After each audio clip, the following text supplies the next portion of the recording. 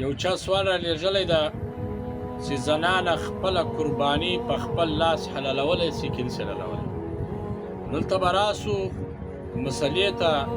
خلک دا سوچ کوي چې زنانه یعنې ښځه دا ذبح نسي کولی، یعنې په کور کې حیوان مړ کېږي نو دا بل ته نارې وروي که نر په کور کې نه و نو هغه حیوان تر هغه وخته پورې نه حلالېږي تر څو پورې هغه مردار سي.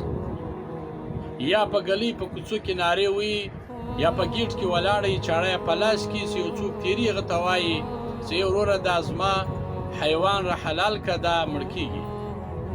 نو داسې د خلکو په ذهن کې دا خبرې راغلي دي او دا سوچ کوي چې زنانه حلالول نسي کولی. بلکل یې کولی سي.